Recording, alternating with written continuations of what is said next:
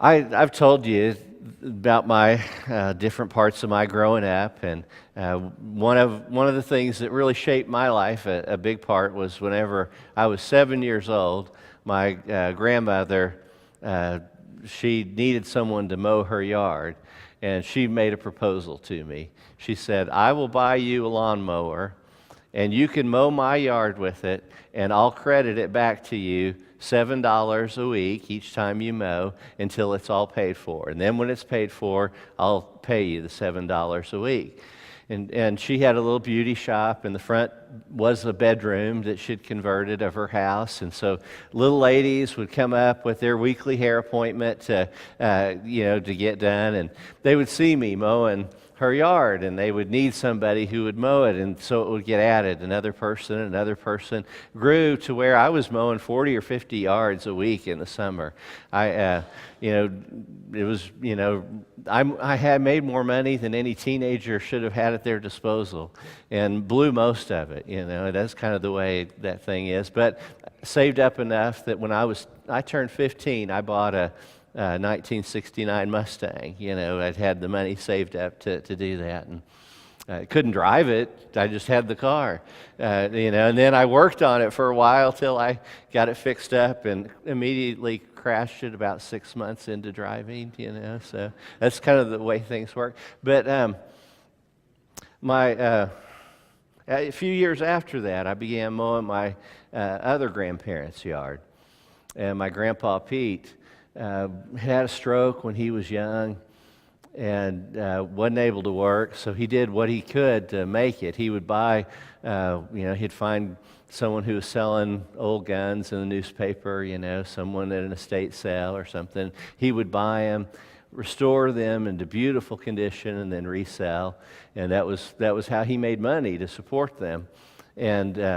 But whenever I would go over to mow the yard, he would always bring his oxygen tank with him, and he would sit out in the yard with a big glass of iced tea. And it was the sweetest tea. I couldn't drink it. It was so sweet, the way he liked to drink it. But he would sit out there, and you'd see the beads of it, sweat on the outside of it, and he would always bring me a glass of water and would sit there beside his. And so whenever it came time to empty the bag, I would go over and get a drink, and we'd talk a little bit, and then would go back out to mow. And those were some of the times. As a grandfather, I really didn't get to know him until those times. Whenever there was no TV on, there was nothing else but the grass to be mowed, the crickets and the grasshoppers everywhere, and him sitting there with his iced tea and me with a glass of water. And I think there's probably nothing that I can think of that seems to taste better in such a hot day than a cold glass of water, and thinking about those times with my grandfather. Those are, they're important moments in our lives that we hold, and if we're able to look at them in some context, we see, as a young kid, I didn't really pay that much attention to it, but now I realize the significance of it, and just a kind act of hospitality. He wanted to connect too, and so he was out there in a way that showed the sense of hospitality. And I was thinking about that in relationship to the scripture that we have, about sharing even a cup of cold water with someone who's in need, that in doing so we will not lose our reward. The presumption is that's a reward that God's going to recognize and be able to give to us, not because we gave to somebody who can repay us, but we gave it to someone who couldn't. And because they couldn't, God will.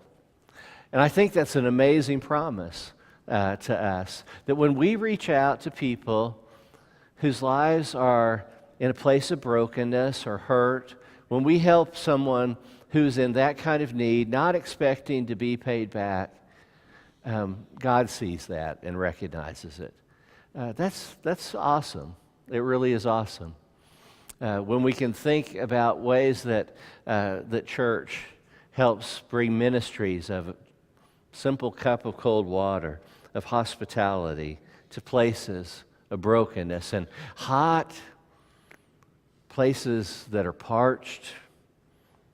One of the interesting things, there was a time when Jesus was teaching his disciples, and he took them to Caesarea Philippi. And, we remember hearing, any of us who've been in church a few times, read the Bible a bit, we've heard of Caesarea Philippi. We don't know a whole lot about it. We know that it's outside of Judea, generally we think of in our context, away from Jerusalem, that Jesus had to travel to go there. These are kind of the things we think of. But in that day, Caesarea Philippi was really known for one major thing, one big attraction. That it is the beginning where the Jordan River begins. And there is a spring that's there. And that spring is built into right at the base of a mountain. And there's a cave in which this water comes out and it begins the river. It was believed in that day to be the gateway to Hades, if you will, the gate to hell, to the underworld. And so Jesus takes them there to teach and to give a lesson. And in that context, we see that Jesus is interested in going, I think, even to the very gates of hell to be able to bring ministry of cup of cold water, of a ministry of caring to the brokenness of the world. There's not any place that Jesus is not willing to go to help bring love and caring. A cup of cold water to a person's parched and thirsty lips is a gift indeed. Without water, we dry up. We become dehydrated. That's one of the things you got to watch during the summertime. Let me say this: I don't want to be mean in any way, but as we get older, we have to pay even more attention to it, even more. Because we have to keep ourselves hydrated in ways that just are good for our health. And a cup of cold water helps us to keep ourselves on track. It's the way we reach out to the world, and metaphorically, it's something that Jesus calls us to do for any need that we might see that's around us. I was real tempted, except we decided we were doing this Right Now media piece. There was a video that's on there, by the way. So if you want to look it up afterwards, you can. But in the video, there's there's a person there who sees his neighbor. He's mowing his yard. The neighbor sees him, comes over and says, you're a person of faith. I've been really wrestling with these issues. And he starts to the neighbor's asking him for help and advice. And the guy who's working on his yard, he pulls a button out of his pocket and begins to push the button. And then pretty soon the preacher comes in and he says, he's asking me what I believe and how that affects my life. Can you tell him for me? And then he goes back to mowing the yard while the preacher then tells him what it is that he believes. And then the next scene is a father and son, and they're leaving the ballpark, and there's a kid who's sitting there by himself, and it's clear that parents have recently separated, and dad is not there, and the guy wants to offer some help, and so he pushes the button and calls the preacher to come to talk to the kid who might need some help, because the two of them are going to the ball game afterwards, and rather than inviting the young kid to go with them. Sometimes there are places you go, there are needs that you will see that you are called to care for in ministry. You are ministers. You are people who are called to make a difference in the world and to minister in your setting. And you'll go places where Alex and I will never go. You'll touch people's lives where we will not be, because God has put you in that place to do so.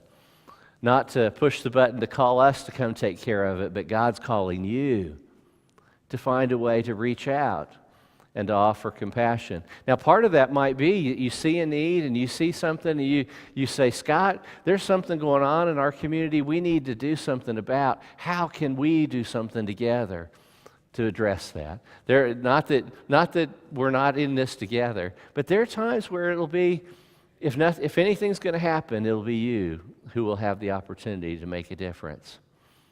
And that calling is there for each of us. We experience it in so many different ways. I was thinking back about, whenever we had just come here, and we'd been here just a few weeks, and we were sending Anna off to Africa to go teach for 2 years, and was thinking about how there was a special kind of mission that she was going to be a part of, and that she would be reaching people's lives and touching people's lives in ways that we'd never get to do, that was part of her calling and her mission into the world. And now she's come back and gone to graduate school and moved on. It's amazing, though, that we see the opportunities that can be available to us. And we can touch lives that would not be touched any other way.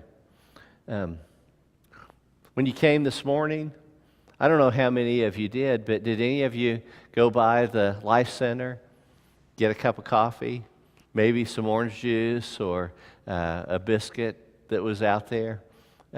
Somebody took some time to do some hospitality so that you could be welcomed here today. That's an important ministry. There are a lot of people who can do it. We need people all the time. Kyle tells me, I'm doing it again this week. So-and-so's busy, and people are busy. But I bet you he could use a few more volunteers if anybody were thinking about it. Come pour some cold water into a coffee pot, and it comes out this magic formula of coffee. A ministry that's pretty simple, of offering hospitality in a place that feels like home. When church can do that, when it can offer a place for us so that we can feel comfortable and not worry about other things that are going on, or am I going to be accepted? Do I look right? Am I dressed right? When we can do that and just share that kind of love with each other, it seems like a simple thing. God sees it. God says it's not just a cup of coffee or a biscuit. It's an act of love. And God recognizes it. And God calls us to have that kind of hospitality, a kind that then maybe calls us to metaphorically put it in the thermos and throw it over our shoulder and take it out to the world too, so that we can share a ministry to the world. Such acts of care and compassion are not new things. They've been around for a long time. Did you know that hospitality is such an old thing of the church that just after the First Council of Nicaea, Christians established what they called xenodocias. Xena, we know, in the negative, xenophobia, fear of strangers. But what these were for, where they were to be houses for strangers. A house for strangers. Xenophobia is about as far away from what the church mission was about and is about. Xenodocia is about providing a home for the stranger rather than being afraid of the stranger. The church established them in every region so that people who were traveling would be able to come and find shelter and refreshment as they traveled the road. Xenodocia, hospitality to the stranger. It's the early ministry of the church. In the 300s, this was a part of our mission. It's part of what we saw ourselves about, giving shelter and refreshment to the poor and to the wayfarer. Later, they added on care for the sick. You know how that changed, don't you? Because that word hospitality, hospital, does it sound familiar? Hospital, hospitality. The first hospitals were homes of xenodosia, homes for the stranger, for the sick, for the poor. That's what hospitals were about. It was about Christian mission and service. Now it feels anything but when we talk about health care and all the things that are going on. I won't take you where I think we need to go in that conversation, but let me tell you, if Jesus was concerned about compassion for the poor, I'll say no more. If we want to be Jesus' hands in the world, we have to be concerned about compassion and care, about offering simple ministries of hospitality.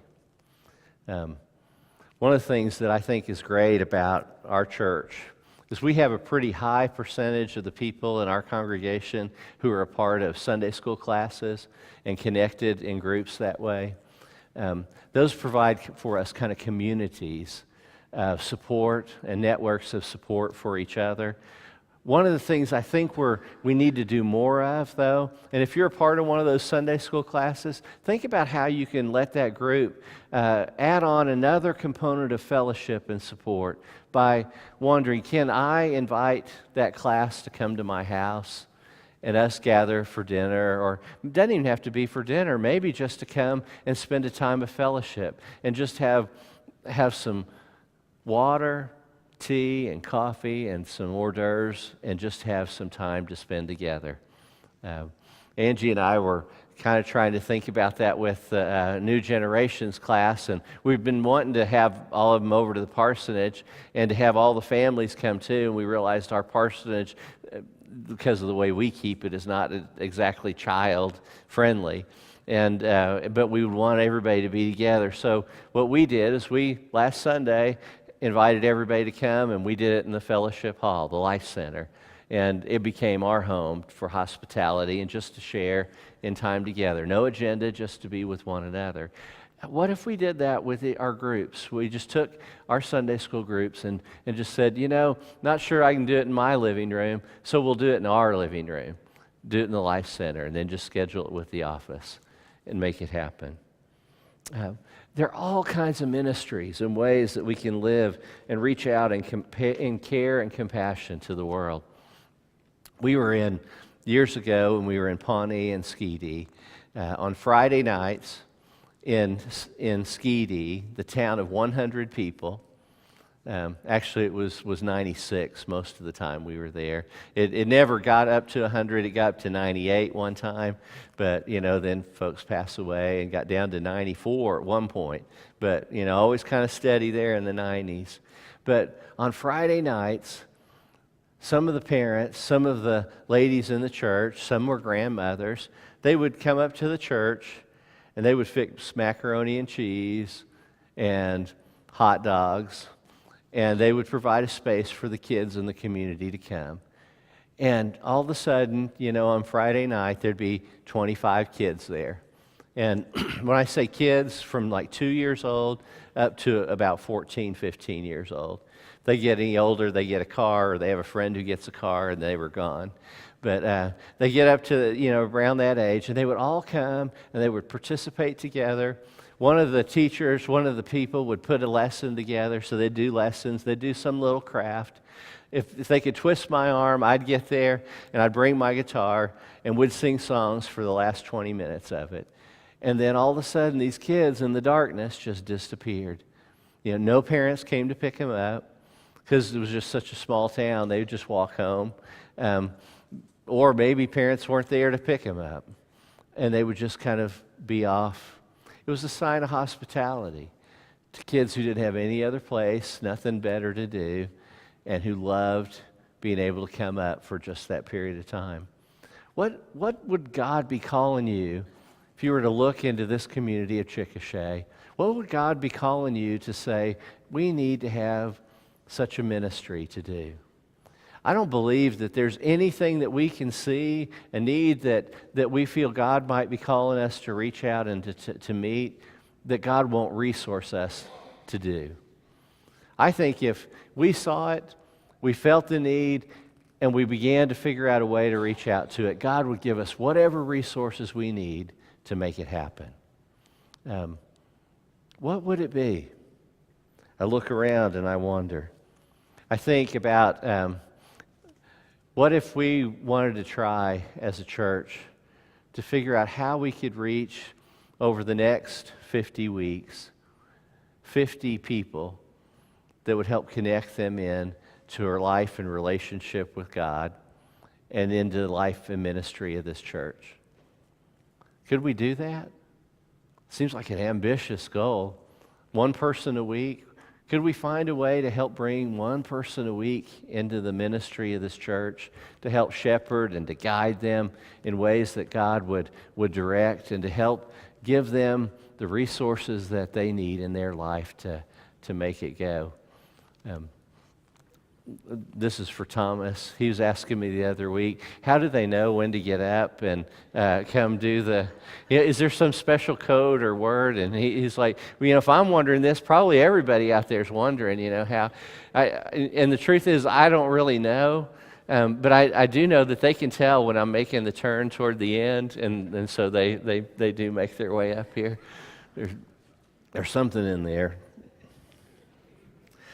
But God calls us to such places and acts, and just only one little paragraph left is all I have, and they seem to know.